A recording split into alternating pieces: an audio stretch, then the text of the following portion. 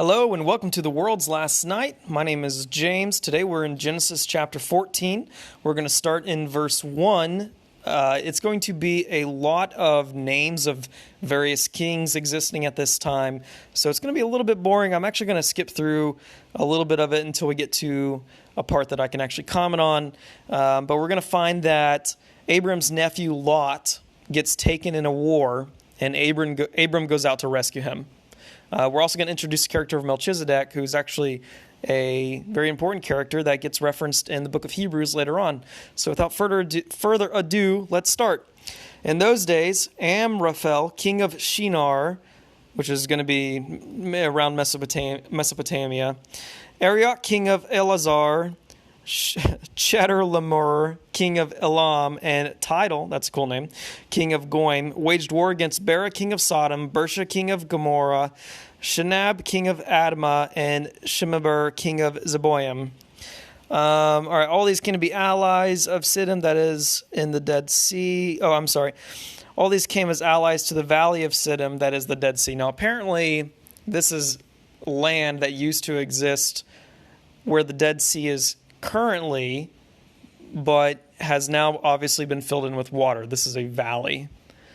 So they were subject to Chedorlaomer for 12 years, but in the 13th year they rebelled. In the 14th year, Chedorlaomer and the kings who were with him came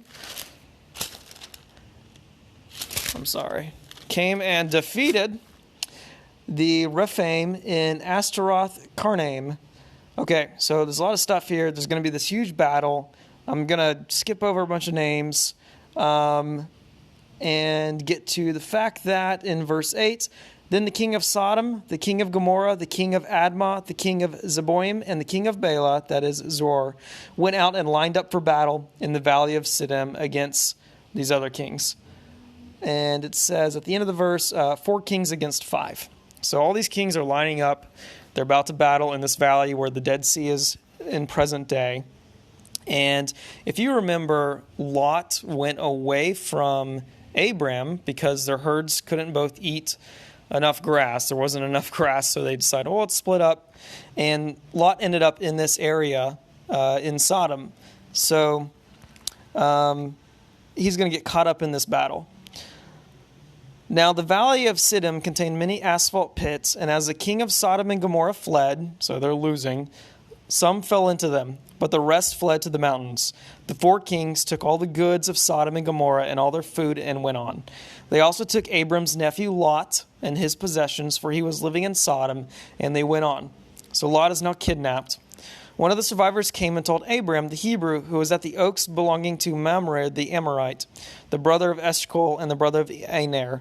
They were bound by a treaty with Abram. When Abram heard that his relative had been taken prisoner, he assembled his 318 trained men born in his household, and they went in pursuit as far as Dan. So remember, Abram is extremely wealthy at this time. He apparently has 318 fighting-age men in his household that are not only that, but they're trained as soldiers. So they went in pursuit as far as Dan. So they're going to go try to rescue Lot.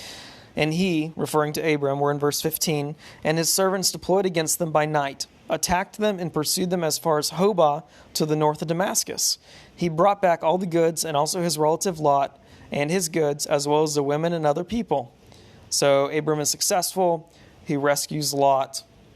And then we're going to pick up in verse 17. After Abram returned from defeating Chedorlaomer and the kings who were with him, the king of Sodom went out to meet him in the valley of Shaveh, that is, the king's valley.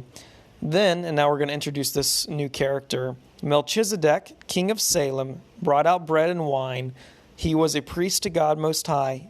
He blessed him and said, Abram is blessed by God Most High, creator of heaven and earth, and give praise to God Most High, who has handed over your enemies to you. And Abram gave him 1/10 of everything. This is a very important passage when it comes to the New Testament in Hebrews, because the Hebrew author basically is comparing Jesus Christ to a high priest, saying he's the ultimate high priest. He doesn't have to continually sacrifice each year for the sins of Israel or the sins of the world, for he did it once and for all. He was not only the high priest, but he was also the sacrifice. And we're going to get into the sacrificial system later when we talk about the Levitical priests and what they did in the temple. But there's your contrast. You have the Levitical priesthood eventually crops up after Exodus, and they're in charge. Basically, it's a family, and all their descendants are in charge with taking care of the things of the Lord. So they're in charge of the temple, they're in charge of the Ark of Covenant, they're in charge of the preservation loaves. Basically, everything that has to do with the worship of God, it's handed to this family of priests. Well, here we have this character named Melchizedek who comes out of nowhere. It says he's the king of Salem, which basically I believe means peace. And he brings out bread and wine. That's interesting because you think about Jesus before he dies. What does he do? He brings out bread and wine, blesses it, breaks it, and says, "This is my body broken for you, my blood shed for you." And so he brings out this bread and wine, and he blesses Abram and says that God the Most High is blessing you, creator of heaven and earth. And he says, "Give praise to God Most High, who has handed over your enemies to you." So he's doing his priestly duty here. And in return, Abram gives Melchizedek a tenth of everything. So we will find that the tithe is instituted later on. And the tithe, all that word means is tenth. Well, here Abram is giving a tenth of everything to Melchizedek. Well, later on, whenever the law is instituted, that tithe that goes into the temple, it's for the Lord, but it's practically used to support that family I just told you about, all the Levites. They use it to survive. It's just like nowadays Christians, when they go to church, they tithe, they give to their church. It is given to the Lord, but the Lord basically allows that money to be used for providing for the pastors and the staff and the ministries and the outreach to keep the air conditioning and the lights running.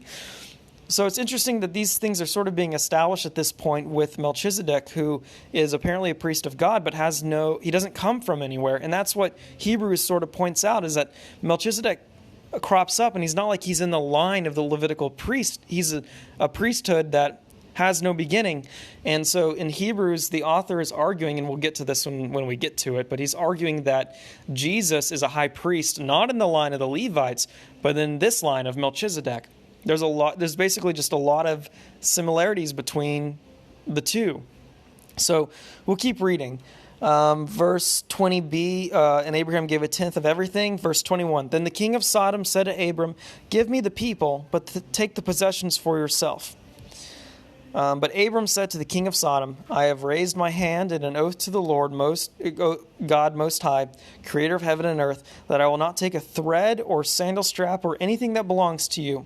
So you can never say, 'I made Abram rich,'" which I think is quite smart. If you think about kings and the Pope, that dynamic, I mean, we're talking several hundred years ago.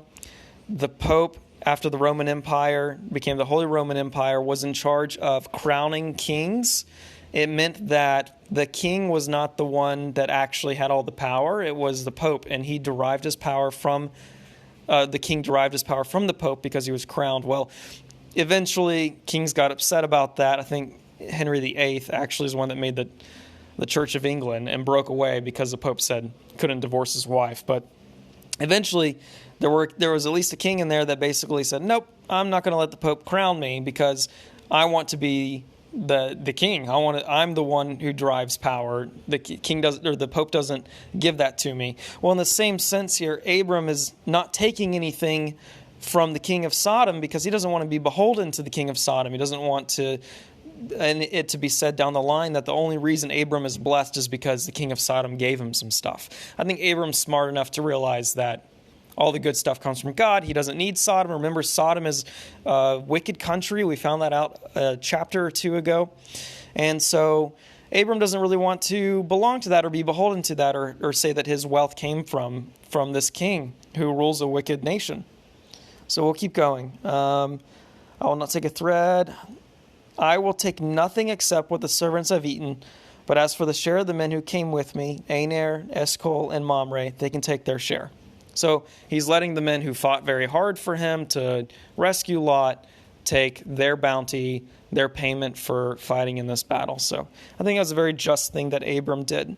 We're going to cut this one short. I'm actually celebrating my anniversary with my wife, so we barely made it to 10 minutes, but I thank you for tuning in and listening. That was just chapter 14. We'll pick it up in chapter 15. I'm real excited because chapter 15, we're going to be getting into the Abrahamic covenant. And so Abraham's going to get a new name, and there's a whole lot to talk about the first covenant and what it means for God and the reason that God had to come down and fix things himself in the person of Jesus. So until then, talk to you later.